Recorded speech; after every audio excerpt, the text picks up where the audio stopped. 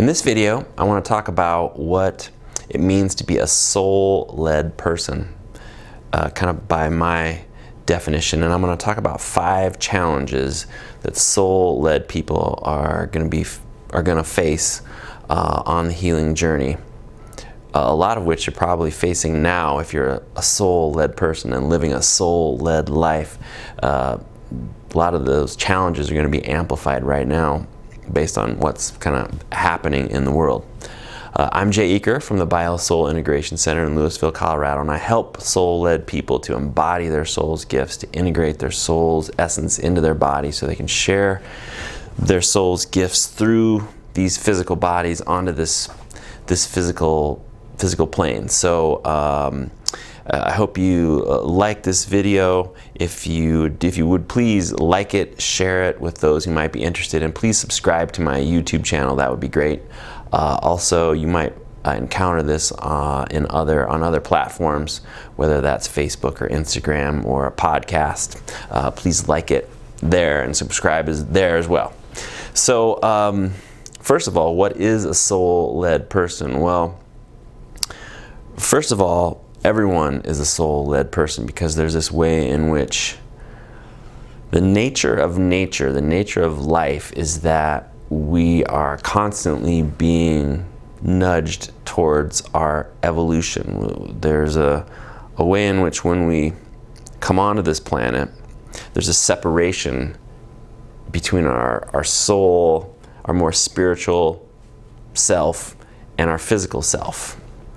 And I feel like this journey here is really about learning to sort of embody our soul, that spiritual part of us, into these bodies so that we can share our soul's gifts on the planet. And there's a way in which we're constantly being nudged, that integration is, life is sort of nudging us towards that integration. There's always pressure. Life is always pressuring us to integrate. Everything that we encounter in life, everything that is coming down the pike is life trying to get us to wake up, to pay attention so that we can integrate our soul's gifts and our soul's essence into our body. So there's a way in which no matter who you are, that's just kind of the nature of nature. And since we are embedded in that, as a living being, we are constantly being nudged in that direction. So in that way, everyone is a soul-led person. But this term soul-led is just kind of a term that I've come up with as I sort of look back on my own life. And sort of looking back, it's easier to see, but there were times when I certainly didn't see it. But looking back, it's like I could see this, how I was constantly being drawn towards a certain destiny. I was being drawn towards, kind of nudged towards becoming this person who would help people integrate their soul's gifts into their bodies. Even though I didn't really start, my beginnings weren't something that would necessarily lead to that. I was like born in a conservative family on a farm in Nebraska, a pretty conservative, religious, Christian upbringing. I ended up having an accident on a 3-wheeler. My dad took me to a chiropractor. I always had this sense that your body healing comes from within somehow. When they had chickenpox, at my grade school, and I remember thinking, okay, everyone was getting chickenpox, and I remember thinking, I'm not going to get chickenpox. I can control the fact that I get chickenpox or not with my mind. And so everyone got chickenpox. It was like one of the last people to get chickenpox was my sister, and then I was like, I'm not going to get it. And my brother got it. I didn't get it with my sister, and then my brother got it, and I was like, I'm not going to get it, but finally I did end up getting chickenpox. But there was this idea that it was in me somehow that healing comes from within, and then I ended up going to this chiropractor, and that, getting adjusted by this chiropractor, I saw my body, saw and felt my body healing itself from the inside out, and it sort of reinforced this thing that I had always felt. And I ended up going to chiropractic school, and really discovering that that's kind of the mantra of chiropractic, which I didn't know, while I was getting care as a kid, but that's kind of the mantra of philosophical chiropractic, that, the power to heal comes from within. And that was kind of a revelation. And then I discovered this network care thing, which is kind of the foundation for what I do these days, which I'm calling BioSoul integration, the integration of body and soul. So I resisted that, resisted the ideas and the concepts and the awareness that were required of me to become what I was going to become. I sort of resisted, my religious upbringing and sort of ideas around who God is and how you're supposed to be in a relationship with God and things like that.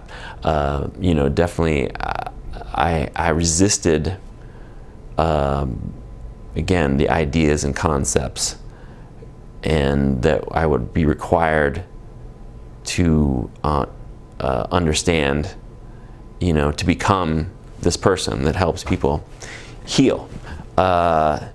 So there's a way in which I feel like, despite all my resistances, I was constantly being drawn towards that. Like there was a pinhole of light, and I was sort of being, despite all of my resistance, I kept being sort of like drawn towards that light and actually extruded through that small hole. There was a force that was kept drawing me in that direction. And so that's a thing that I'm calling soul-led, a soul-led person. And what I find is that that's kind of a commonality with the people that really hit the ground here at the BioSoul Integration Center.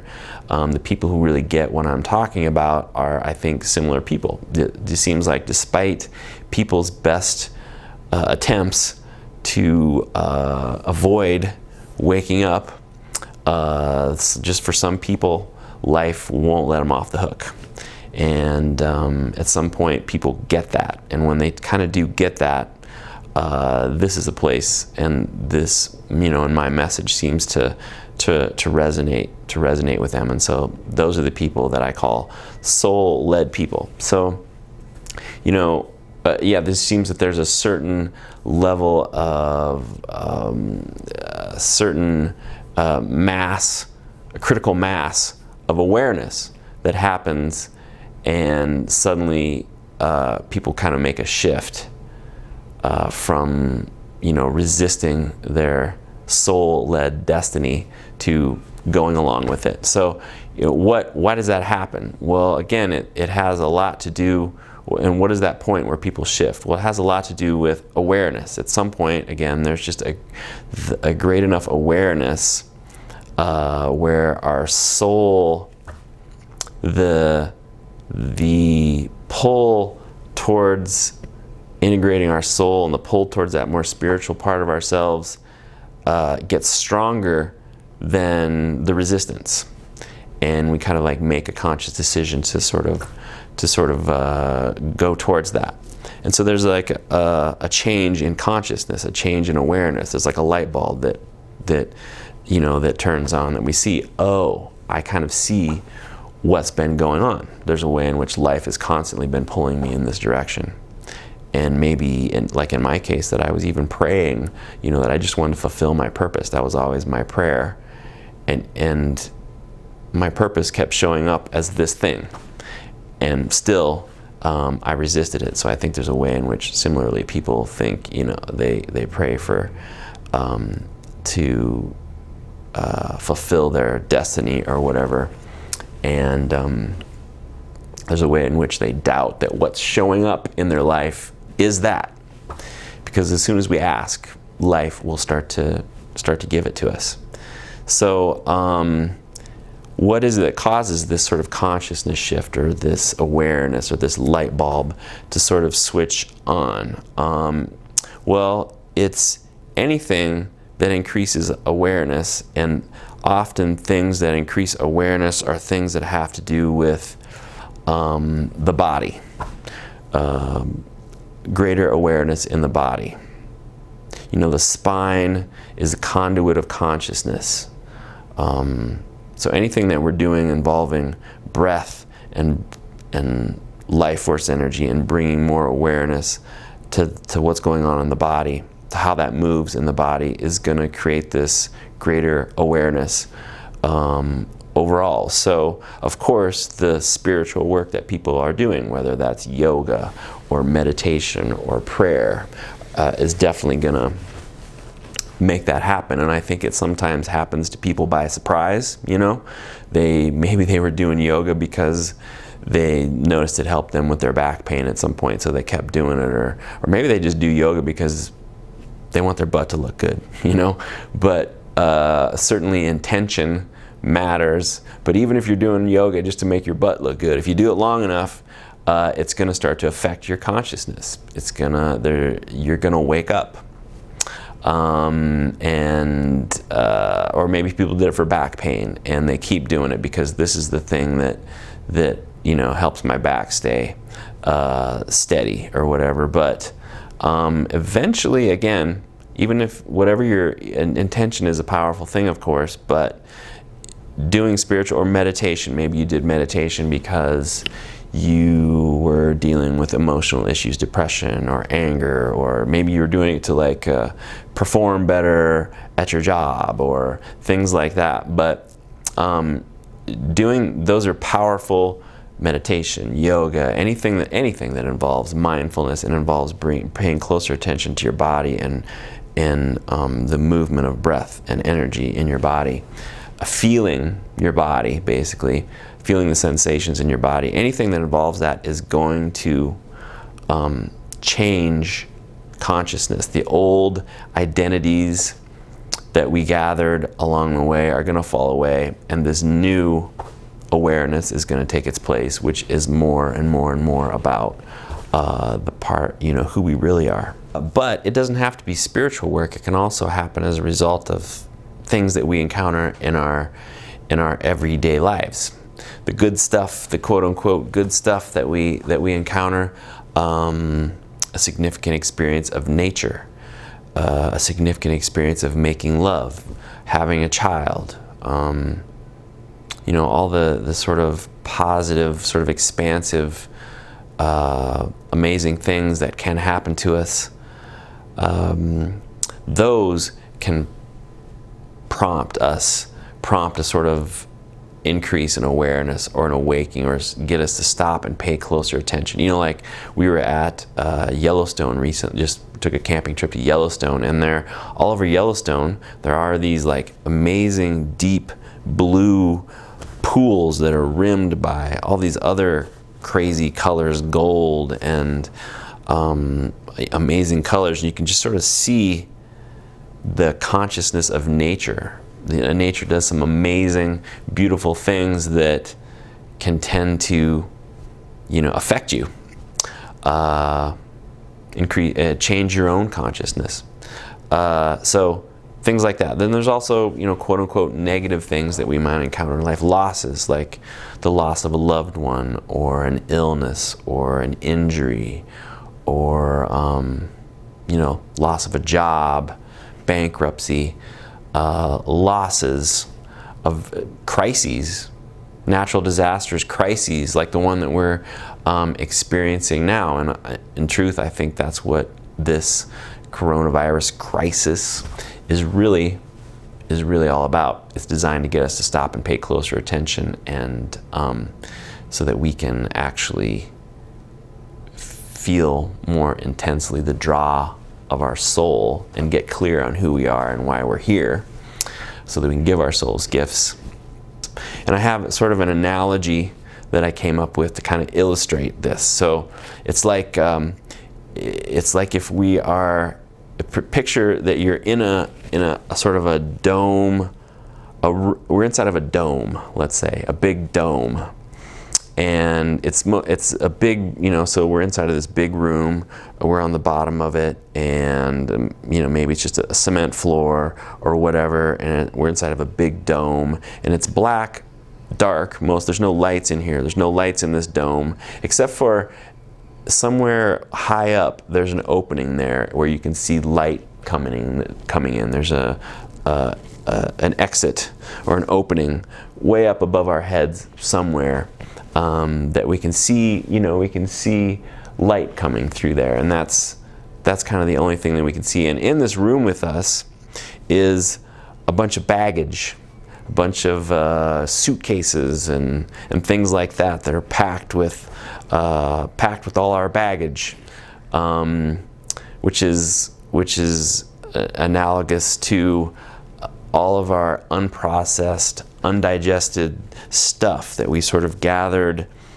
when we came into this world, and when our sensitive survival nervous system started to feel into the world around us, and we picked up on all of our parents' baggage and the people around us, the culture at large, their baggage, and we just sort of adopted that.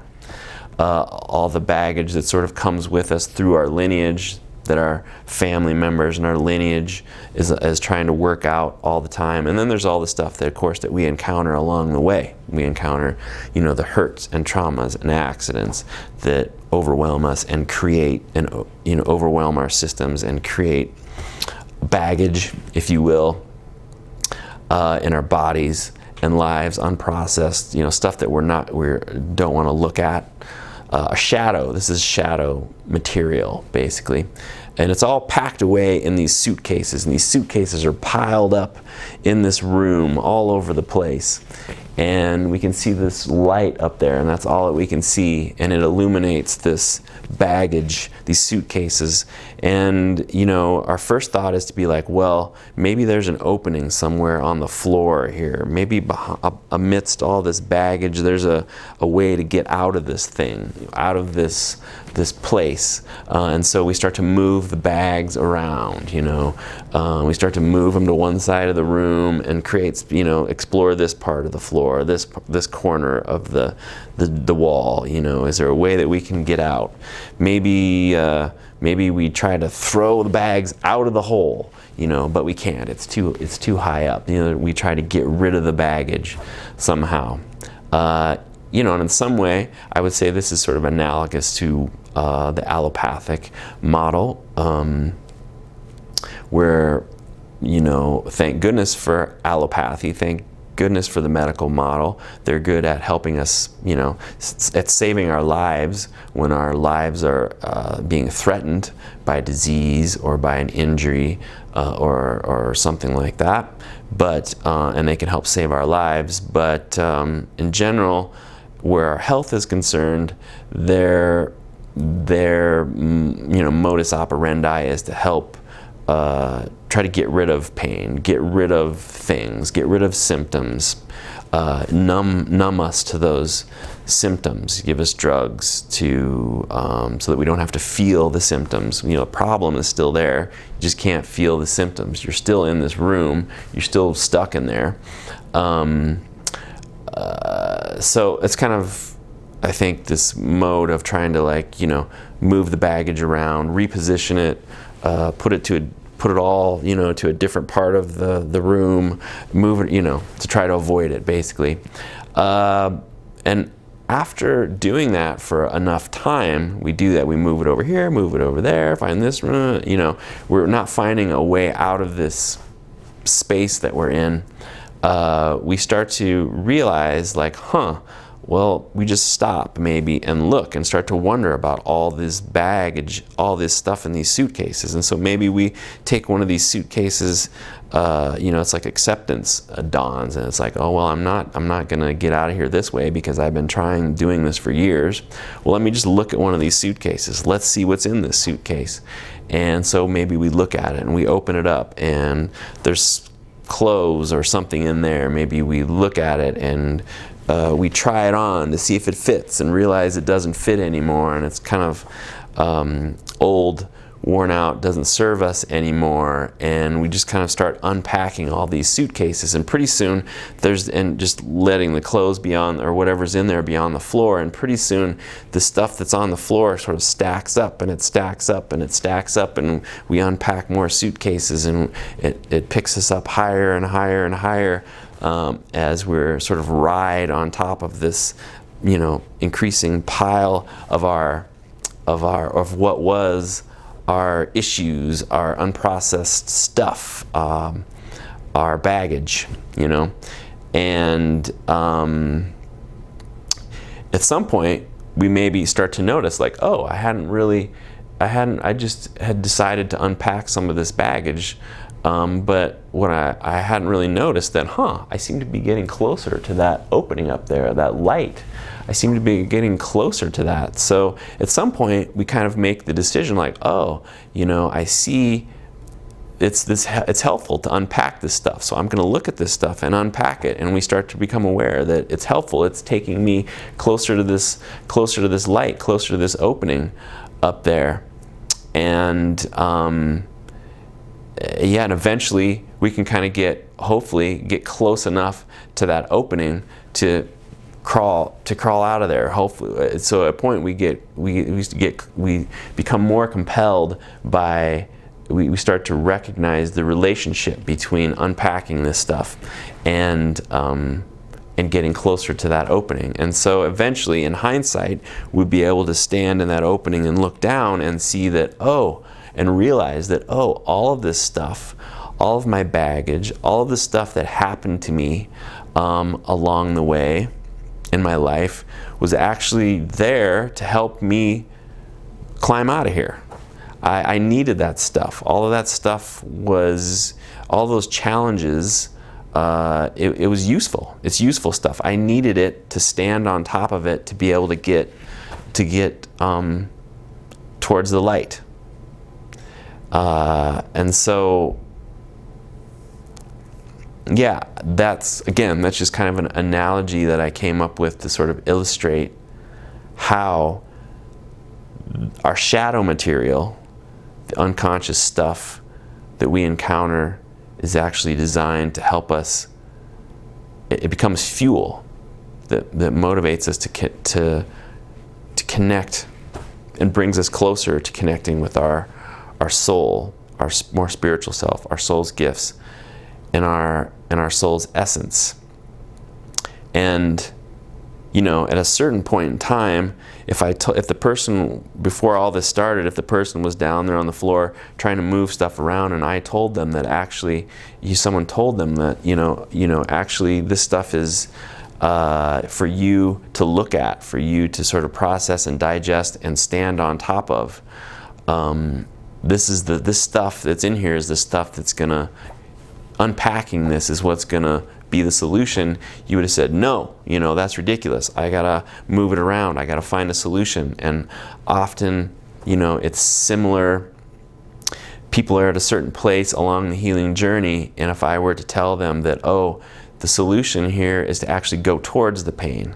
The solution, the window, the portal, the ultimate solution is to go towards the pain. The problem is actually the solution. They can't quite hear that, but after, going through this process of trying to, make the pain go away, fix themselves somehow, after many years of doing that, there's an acceptance that starts to dawn, and they start to realize like, that's not working. And maybe this pain or this shadow or this problem that's been in front of me all this time, maybe somehow that's the solution. And it's at that point that there's this momentum. That's our soul kind of calling us. And there's this momentum that happens where, again, our soul's drawing is stronger than the resistance is. And it's at that point where I tend to meet people and they tend to hit the ground running here. So there are, again, 5 challenges that people face along that journey. And so that was kind of happening in that analogy that I just went to. The first of those is that, again, where we see how we're encountering the same problem, and we do the same thing over and over again, and we feel the same thing and think the same thing and find ourselves in the same situation over and over again. That's a certain part of the journey where we've kind of noticed that we're stuck. And we see that enough eventually we will stop and be like, oh, I see that doing this again, getting, thinking the same thing, feeling the same thing, this is not working. And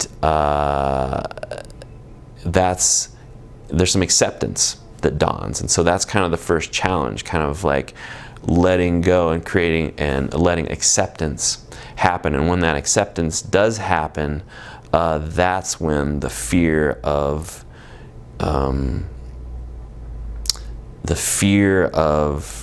the unknown, because there's some fear involved with not doing the old thing that we're comfortable with.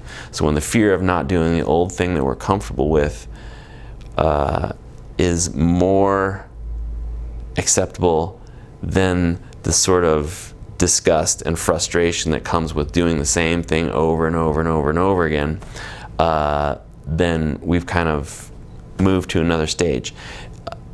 The second challenge, and that's when we're willing to sort of start to do shadow work. We're willing to look at our shadow. There's this acceptance that happens, and then we start to get curious about our stuff.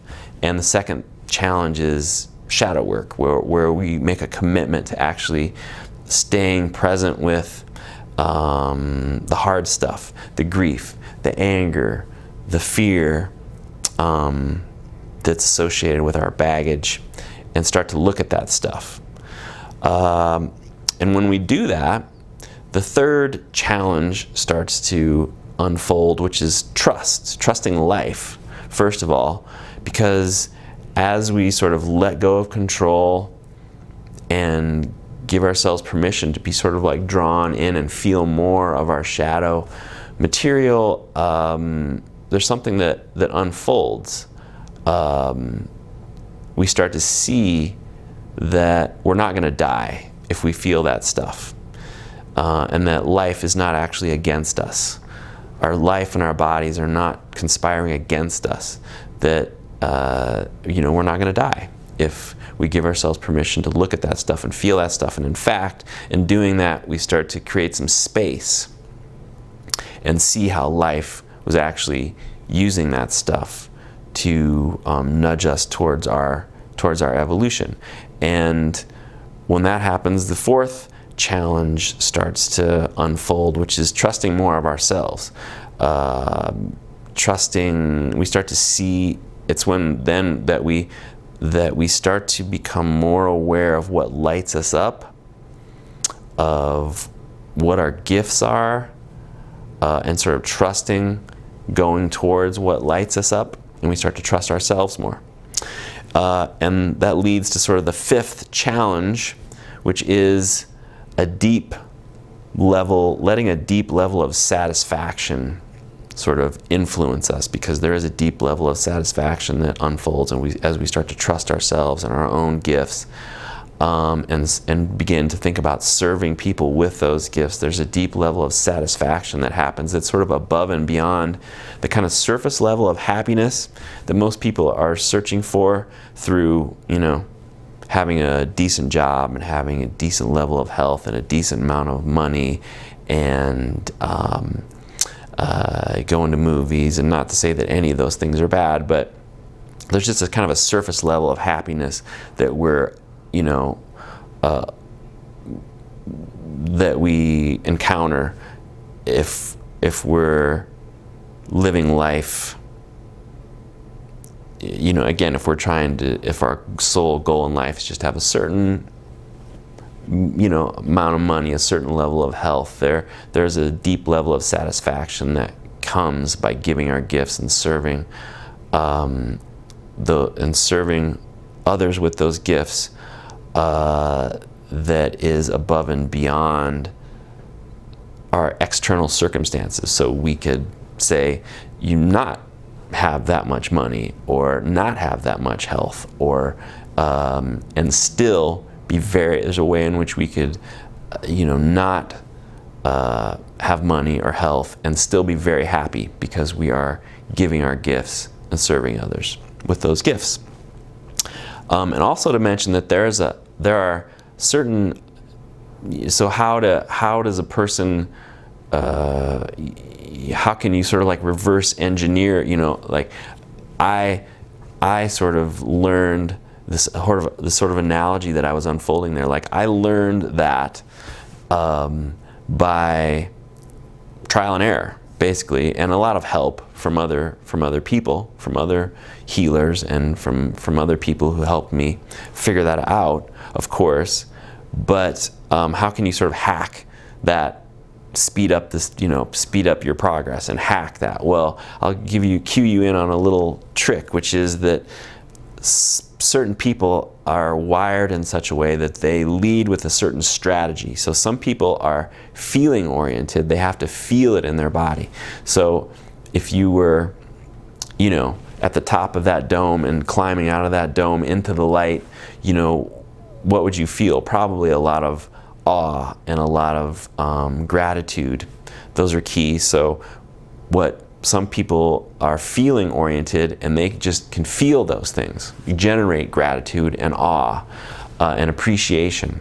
But some people are action oriented. They need to take the actions that you would take if you were connected to your soul.